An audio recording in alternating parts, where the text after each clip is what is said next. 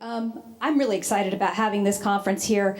UX has been something that has been kind of bubbling in Tampa a long time, but hasn't hit critical mass. So when I see a group of people out here for this topic, to grasp a particular aspect of what I consider the larger umbrella of user experience in working through an IA design, I'm very excited to see you all here and to see you all wanting to learn more and wanting to take that back to your businesses. So I'm very thankful for Amy and Krista and all the rest of this group to bring this to the Tampa Bay area. And so thanks so much for coming. We're going to talk now about usability testing. And I apologize. For some reason this morning I woke up, I have a little bit of a froggy throat, so I apologize. I'll probably have to sip of water every once in a while. We're not going to cover usability testing in tons of detail in the time we have, but I want to leave you with a lot of basic understandings of what usability testing should be, the foundation pieces of it, and I want you to have enough tools to go out and know what to search for when you want to bring usability testing into your work. How many people have been involved in a usability test, either conducted one? Oh, okay. A lot of people are already there. So you probably have a lot more advanced questions than I'm probably going to cover in here, but we'll leave a lot of time at the end for Q&A. So a very quick overview of what usability testing is. A very, move this just a little bit.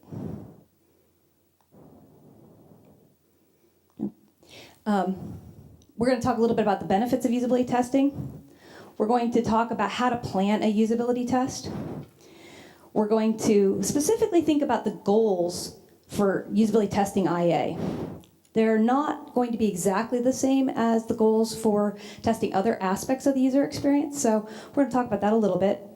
We're going to touch on some common approaches and tools that you can use to test information architecture. And we're going to talk a little bit about the philosophy of reporting test results. I'm not going to go into a lot of statistical analysis and that type of work here, not in the time that we have. So when I was thinking about usability testing, I came across this quote from Donna Spencer that I really like. Some of you may already know this since you've been involved in tests, but I think she makes a very good point about how we approach usability testing. Talking about, it's not about checking whether users can use your website.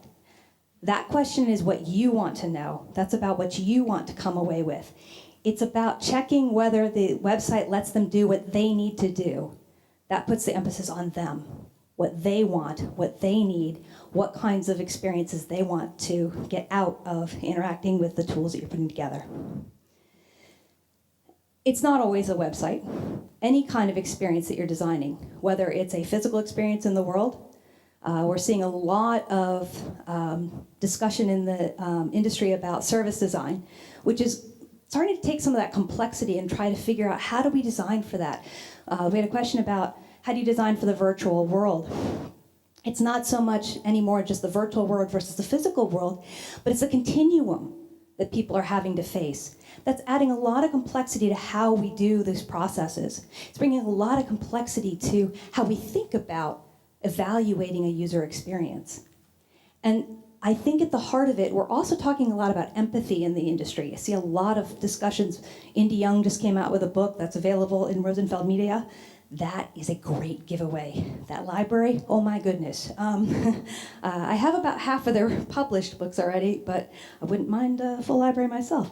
So as we think about the empathy with users and what they need to do, we have a lot of complexity that we're interacting with. So I'm talking about fundamentals, but I think that there's some things beyond that. When we talk about architecting happiness, and we talk also about what that means in a larger context and what that means over time, keeping grounded in focusing on the user is very important because they're very complex these days. It's no longer, I just want to do a task.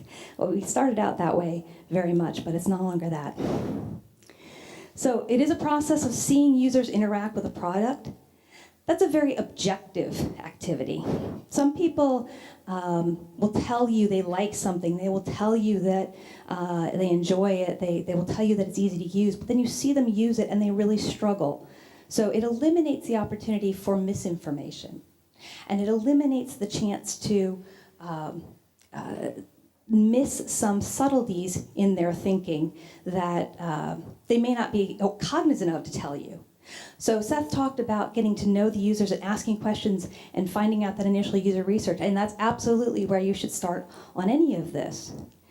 But when you really want to see them without the biases that they bring or the assumptions that they bring, a lot of people just kind of subsume certain steps in their minds.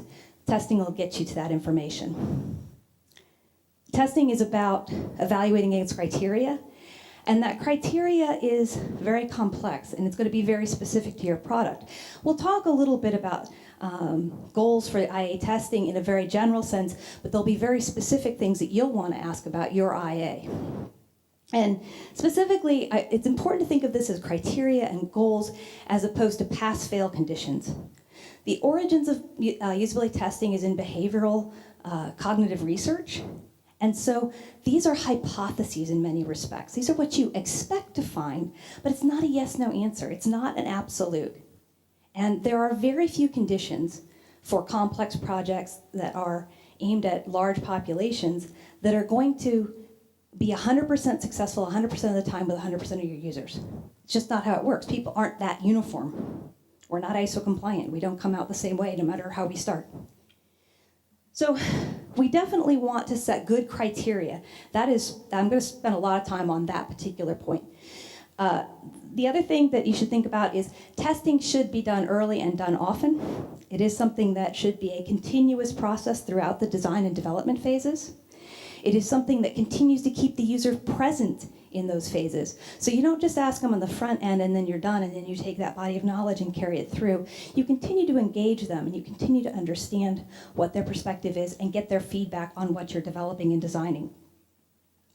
It looks at the user's needs and it looks at their expectations. And expectations is where we often find happiness. We talk about architecting happiness. You can evaluate that subjective quality. And there are some tools to make that subjective quality more objective in trying to make sure that you understand whether or not you've provided a happy experience for people. So the benefits of IA testing, a lot of you already probably know this. Again, you raised your hands, you've been doing testing. It's very much to learn early on whether you're on the right path to solving the problem that the users have, to delivering the experience that they need, to creating a structure with your IA that will help them accomplish what they want to do. And so it will tell you where gaps and miscues occur. I'm very precise about the use of the word miscues here. I don't use errors when I talk about test results. Errors implies an actor, and the only actor here is the user. That is not where the fault lies. Your design may mislead, misinform, guide the users astray, and that's a miscue. So I want to recognize that we need to be evaluating our designs. It's kind of a cliche. We're testing the design, we're not testing you. It's kind of every single script you've ever seen about how to start a usability test starts with that, but it's very real, and I carry that all the way through when I report it to my teams. These are the miscues. This is where our design got it wrong. So we also want to know the positives. Where did we get it right? You don't want to keep designing if you got it right. A lot of times people don't look at the positives. A lot of times I think a lot of people go into usability testing thinking they have to find something wrong. And sometimes all you get is validation. And when you accept that validation is good, it's not a bad thing. You kind of say, oh, hey, I did learn something when I talked to them initially. I did get the criteria right. I did internalize that into my design process and brought it out to the fore. So it's nice when you can do it. It's not always going to happen. You're always going to find something, little nuances, but little nuances are way better than big showstoppers. If you're doing formative usability testing as opposed to summative, you may also be looking for alternatives to your design. With IA, specifically things like different ways of grouping information, different terminology that you might use, different sorts of groupings and relationships and patterns with the structure of your information, and other terminology that's needed. All of this gets deeper into the heads of the users in ways that they can't articulate a lot of times. I tell people that, tell me how you, just describe in words how you tie your shoe. A lot of people, they can't describe that activity. It's a very simple one, we could show it, but we can't describe it. We leave out steps. We just shortcut it because we're so intimately familiar with doing that. I mean, we learn this, when we're 4 or 5? We've been doing it all of our lives. We don't think about it. So we just say, oh, we do this. And then you realize there's like 5, 6 other steps that we never think about. So by watching them use the product, we actually get to those 4 or 5 other steps. So it also has some intrinsic benefits that have to do with your team management. One is the inclusion of users helps with the change management process. So a lot of times we go into situations, particularly with internal systems, where we don't think about the user in an empathetic way. Particularly with internal projects, intranets, internally built tools. I've done a lot of work on software for processing applications in insurance, and the stakeholders bring you in and they say, well, they want to work here, they have to use our software. I've seen dozens of systems die horrible, horrible deaths because that was never tailored to the users. Users will kill bad software. They will do it in the market, they will do it even in internal systems. And if you engage them in the process, you can get buy-in that you wouldn't get any other way. You can also get buy-in from your teams. Now, it used to be a cliche that developers didn't really care much about the wetware. It was the hardest part of the problem. They didn't want to solve for that. But I've never really found too many developers not want to see their product be successful. But they have different ideas of success. Engineers think fundamentally differently. And I was brought into a test some years ago where the design team was really struggling because the engineers were saying, we want to use certain patterns over because we want to support consistency and learning, and so it'd be easy. And the designers are saying, you're not getting the grasp of when consistency is valuable. And so I came into the test, one particular area was with the use of a wizard. There was an initial setup wizard that was something like 18 screens. It was a very complex system. It was a very complex wizard, very valuable for the setup of this tool. But the designers or the developers wanted to reuse that exact same experience for every single edit. And the designers are like, wait, that's going to drive them nuts. So until we took it to the users, we couldn't answer the question. It was just us versus them. So one particular session, we had test scripts that had to make different changes. People went through the test or through the wizard the first time, all the way through to set up the system. Then they made a couple changes. The second time the guy hit it, saw this wizard pop up, he goes, I was like, what's the big sigh for? He says, I have to go through every single screen again. This ended the argument with the developers. So you bring the team along with you. You put the user's mental models into your whole team by doing this. So when you're planning a usability test, the most important thing, and I mentioned it before, I said harping on it, is the why. Why are you talking to your users? Every time you talk to the users, you are spending their goodwill. If you think about that cost for a usability test, you're taking their time, you're asking, they don't care about this as much as you do, even if it's a tool they have to use. They don't care about it the way you do. So you're asking a favor of them. So you need to know exactly what you need to learn from them. You need to know who you need to talk to, ideally. And I will say you can grade a little on a curve on who you need to talk to. I do ascribe to the Steve Krug model of recruit liberally, grade on a curve.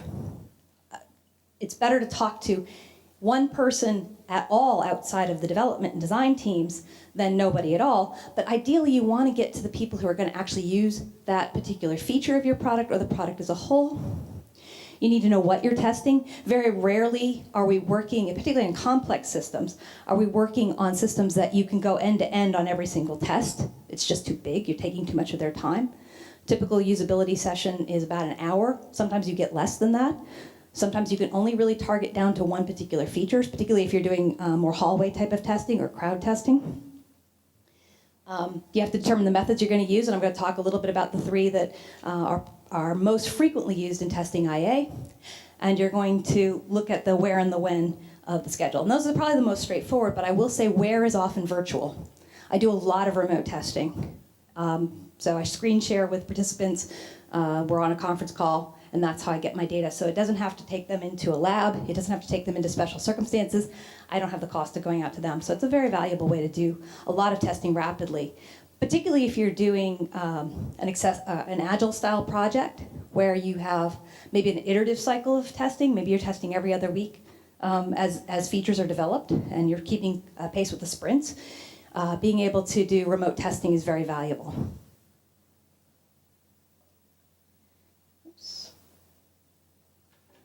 So when you think about the goals for testing an IA, for evaluating an IA, certainly evaluating that terminology, making sure that your language is what the users use and it's in sync with that.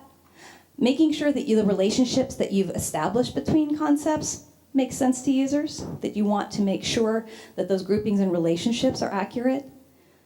You want to make sure that if you're in the formative stages, that you're discovering alternatives, that you're making sure, this is particularly important when you're thinking about designing a taxonomy that's going to inform, say, a search engine. You want to make sure that you are getting synonyms and other alternate spellings or other concepts that you may not have thought about because you're focused on one particular area. When you're looking at navigation and navigating through this body of information, you want to see whether those flows make sense. Do they match how users want to do their work? You also are looking at satisfaction and the perception of success. Not so much success. You can see someone get to the right answer. But do they know they're at the right answer? Do they feel good about being at the right answer, the right place in the test? You're not actually measuring whether they're being able to be successful. You're very much wanting to know how they feel about it at this point. And there are ways to do that. There are tools like product reaction cards that I think is a Microsoft developed tool. You can find out about that. There's an entry on Wikipedia, but I will also recommend Carol Barnum's presentations on that. So if you go out to SlideShare, search for Carol Barnum, you can find her presentations on product reaction cards. I can't remember off the top of my head what the title of her presentation is, but if you're interested, I can find it and get an email to you on it. You can evaluate that subjective information in a very objective way. So as you think about this, you've done testing, what kinds of things would you test for when evaluating an IA? Anybody have thoughts? What kind of goals would you have? What would you want to know about how your users interact with IA? Yes? Accessibility?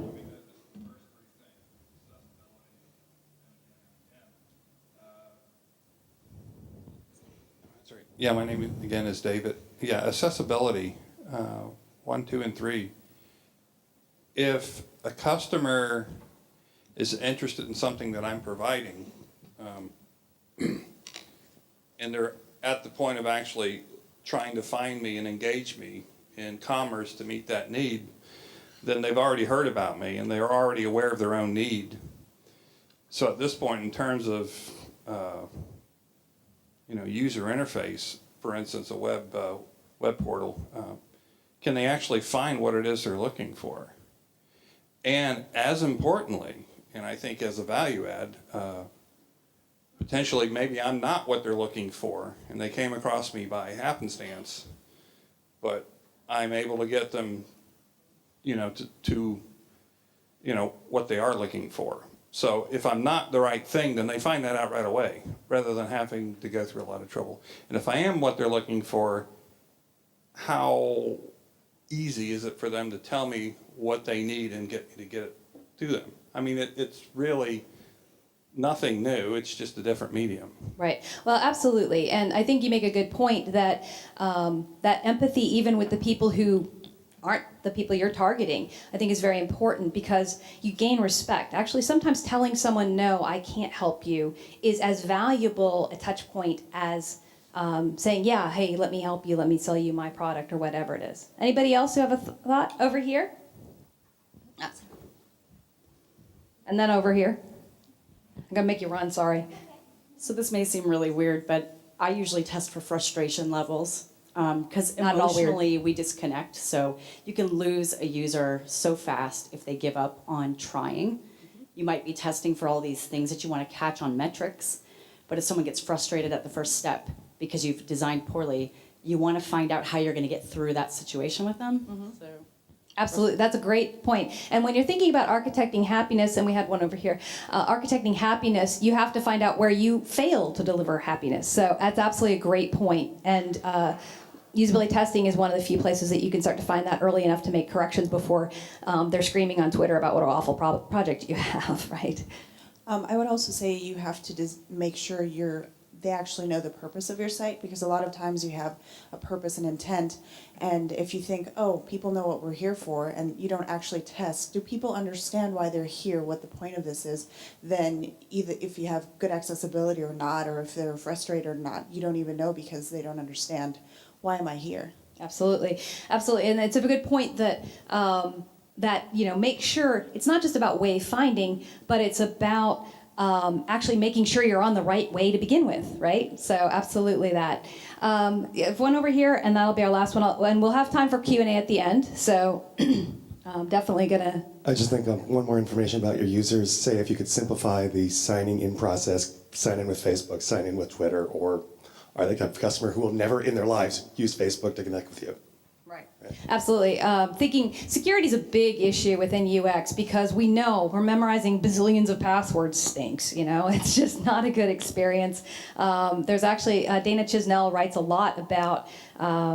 She has a number of blog posts out there about how we don't think empathetically about security. We do the easy thing from a security perspective. We require 12 characters and they have to be, this mix of types of characters and that sort of thing. But we don't think about the empathy, and we don't always think about, do I really need to secure this in this way? So I think security is a big issue. And so there's also a point with security when you think about information grouping. How much do I put outside the security to entice you to care to go through that step, whether it's giving me your Facebook credentials or not? And then how much do I put behind that? So as you think about, things on either side of that. So these are all great things. Thank you so much for that. And we will talk about maybe a little bit more in the QA part of it.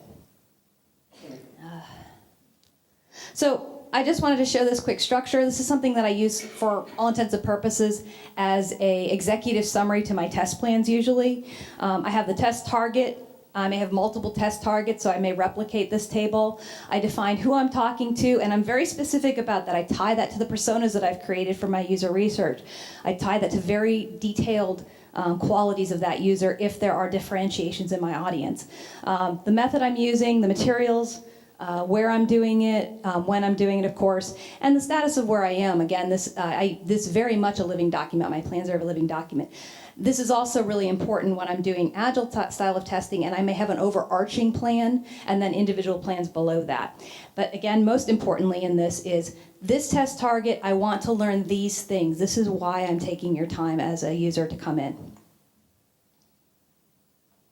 So, just some quick comment approaches. Some of you may have seen these things. Card sort is probably, I tend to think of card sort and tree navigation testing as kind of bookends, but that's not actually accurate. You can actually use them at different stages. But the card sort in particular is going to evaluate somewhat different things. And I will say that at the front end, if you have an open test, it's very generative. You're actually, open means that they can come up with their own terminology, their own categorizations. And so what you're seeing here is in the picture is an open card sort. The cards themselves have prepared words. The team put those together. But you see sticky notes and a pen up top. So the user is actually defining those categories. They're not defining structure. They're not defining all the way you navigate down to it, but they're saying, these things group logically to me. They establish that relationship, and then if it's open or hybrid, they establish the terminology. If you want to use it as an evaluative tool, you actually run a closed card sort, and you provide them with the categories and the cards, and allow them to assemble those. So you make sure that your terminology in the front end's right. It depends a little bit on your users and where you are in the process about which one you use. I will say that I also have not only used terms that I'm going to put up there, but concepts. I've used on cards, I've put very extended concepts, not necessarily put the terminology, and then another place I'll work on the terminology for that concept, but I'll say, here's these ideas that I want to group, and then tell me what you would call them. Tree navigation, generally you have a structure. It is looking at that hierarchy. It's an evaluation of findability. Does your terminology lead them to the right place? Does it inform them correctly along their journey? Jared Spool talks about the scent of information. Do you have a good scent of information to get people to where they want to do their work? It doesn't have any content. It loses the context at lower levels as they navigate through what is essentially an outline. And you're seeing something where they've clicked in several times. So they have a couple of different levels they've gone through, but they are all seeing the terminology that's going to be exposed at that point. It's a really great way to really pick apart the language. The other way I test is with a navigation prototype. Very much more familiar, I think, than for most people. You're used to putting a prototype in front of someone. What's important about when I distinguish navigation prototype, and I won't say that I see this term used a whole lot, but it's how I've described it, is that you strip out all the content. You have a lot more rich context. Things don't go away in the way that they do for a tree test, but you really don't give a lot of details about the interactions on this page, just straight navigation and this concepts group there. And so people can navigate. This was actually created in Acture, and it's clickable. I have obviously not clickable here, but you can actually navigate all the way through this site and see what's on each page. It also isn't intended to constrain interaction design. So this is not saying that all these elements have to be placed this way on the page. I need to put them somewhere to have the concept to test, but it doesn't try to hamstring the interaction designers who may be looking at those interactions a little more refined. So those are the three methods. I will say the first two, the big player in the market for online testing is Optimal Workshop. You can actually go and demo their software, and you can take it as a participant so you can see what that experience is like, and you can actually see the results. I have those. I could walk you through those, but I wanted to focus on these concepts first. We'll see if you want to see those things, then I can open it up at the QA session. But I encourage you to just go out and play yourself, because that's the best way to learn about it. So in reporting test results, as I said, I'm not going into deep analysis, but I want to give you some philosophy about what to do with your test results. And the first thing goes back to the goals. Make sure you answer the questions the team had. You set the goals for a reason. You wanted to learn these things for a reason. Make sure you address every point that you said you were testing for. You may have found other things, and that's great, but don't lose sight of what the goal is. One of the things about these kinds of studies is that they can be kind of amorphous in some ways, especially in the formative stage. It's easy to go down rabbit holes. Keeping your goals, setting your goals at the front end, very sure what you want to learn, and then keeping those in mind as you're reporting the data and you're looking at what you've collected will keep you from going down a rabbit hole and getting fascinated with something that was interesting, but it's not really serving the user as the way that you think it might. Tailor how you report it. There are organizations where a big honkin' report is very important, and that's a all capitals term, big honking report. I think it was trademarked by Carol Barnum. And for the most part, people are saying, we don't want to do big honking reports. No one reads them. But in certain organizations, particularly larger organizations where you have extended stakeholders, you have an executive sponsor, they're not going to read the report. They just want to know the report exists. So a great executive summary, but understand that you have to still create that document. But in more informal settings, you may just have a debriefing session after the usability testing with the team. Agile, definitely, you don't want to have the big honking report. You may have a list of bullets saying, problem, here's my recommendation. And those should be very actionable. Focus in on the things that people can actually change. Steve Krug, actually, when he talks about it, talks about having just like 3 things, the top 3 things, no more than that. There might be 5 critical things, but the top 3. He really narrows it down. I don't go quite that draconian, but I do say that you really need to say, what can we accomplish? There's a certain pragmatism in design. A perfect design never delivers, so it's not perfect. It's not a perfect experience. So we really need to be pragmatic about it. What can we really change, and what do we need to defer? So focus on the significant and recognize the limits of your data. Don't try to do statistical analysis with a sample of 3. Don't lie with your data. I mean, Disraeli said it best: lies, damn lies, and statistics. Don't let yourself fall into that trap. And it's easy. You see a lot of people reporting percentages. What's your sample size? 5 people. That's not 75%. I'm sorry, it's not. It's 4 of 5. It's not going to be, don't falsely weight the statistical significance. Also acknowledge the limitations. So if you had to go down and the only person you could get was Bob down the hall in accounting to look at your site, acknowledge that. Acknowledge that you've grading on the curve, and recognize that Bob probably knows a little bit more about the product because he's in your company, even if he's not on your design team. So recognize those kinds of limitations so that you're honest with your data. And recognize, this gets also to staying out of rabbit holes, recognizes that things that make you all excited may not necessarily be what make your user excited or necessarily matter to your users. That said, on the other side, if you see a catastrophic failure in one test, that may be all you need to know to say, we got to change that design. So it is value judgment. So it's very much important that you understand what you're trying to accomplish and what a deal breaker would be for users. So I talked about the tools from Optimal Workshop, Optimal Sort here on the white side and TreeJack on the other. Those are 2 of the reports that you can get out of it. There are multiple types of reports. What I really love about these tools, I often don't have to do any additional analysis, really. I may have a presentation that I crib those and dump those in to talk through it. If I've done a closing questionnaire or pre-test questionnaire as part of my study with these tools, I'll do analysis on the written answers that I get. But by and large, I find with IA particularly, here as a card sort, you see the groupings, how people have clustered your information, so it kind of points to what your structure should be. The pie tree, I love that report because you can get so much rich data. It shows you the path that was expected. You actually set up and say, this is where they should end up based on my model. And they'll show you where they went. They'll tell you if they went down and back. They'll tell you if they never got there, and a lot of rich data about that. The only thing I throw out from these tools, I do not use the time on task information. They'll tell you that because it's easy to collect. But think about the context. So these are things that are typically run remotely and unmoderated. So I open this up because you sent me an email link and said, we'd like to get your feedback. And I open it up and I start working on it. And my colleague comes in and asks a question. And I go answer that question. It takes me 5 minutes. I come back, I finish the test. Looks like it took me forever to complete that task. But really, I only spent 2 minutes total on it. So I tend to throw that out because I think there's too many confounds. I don't think it's trustworthy data.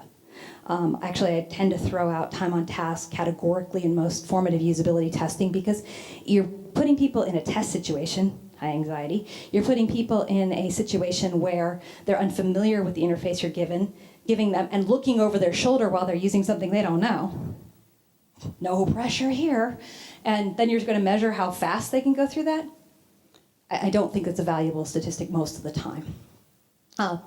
Your mileage may vary. If you're doing summative testing, you may, but I would recommend other tools for evaluating things like time on task.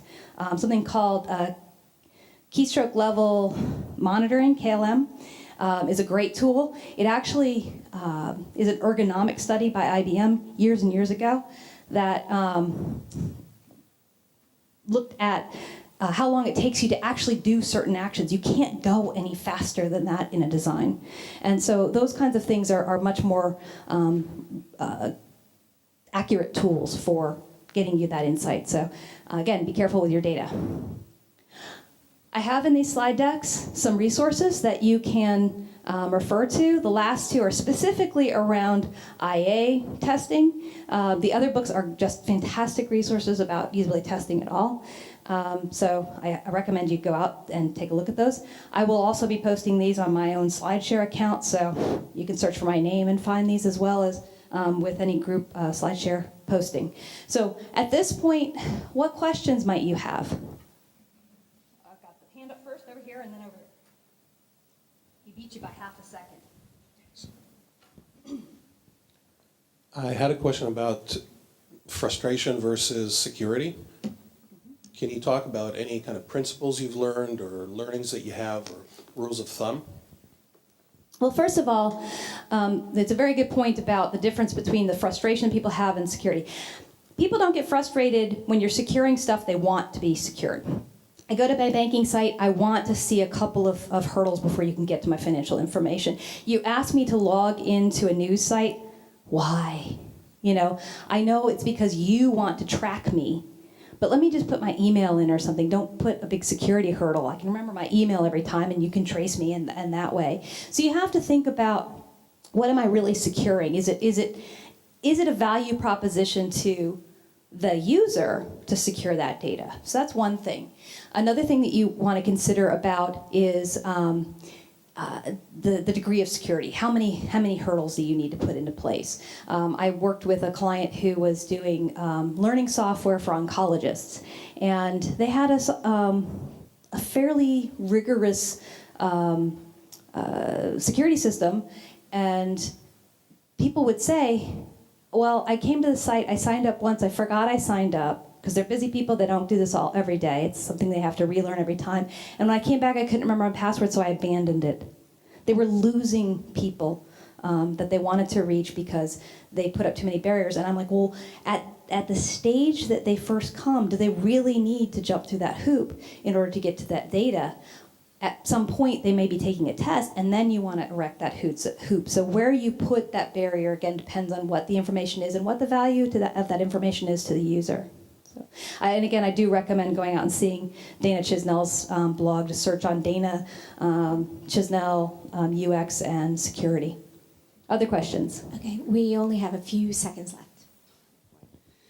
Okay, so I have remote users, developers, and I want them to feel the empathy and understand the user experience. What's the best way of transferring that? Is it video? Is it just written stories? Or how do we transfer that emotion? Video is awesome, but even better is to get them in the live session. So if you're doing a remote usability study, a lot of the conferencing tools will allow you to have all kinds of people looking in. You just have to set some ground rules for don't chat, don't talk, don't be seen, or find a way to hide them from the user. The user will forget they're there. You usually acknowledge and say, yeah, we have observers, but people forget they're there. And so I do say that the best thing is to actually watch them in live time. If you can't do that, highlight reel is very good if you can record the session. And failing all that, telling stories, not the data, tell the stories. Actually put a lot of quotes in, say, this is what they said about this. So kind of in a step-down approach, that's the way I would go about it. So, and we're out of time, so thank you so much. And if you have other questions that I didn't get to, please come up and ask me. I'll be around all day. Thank you.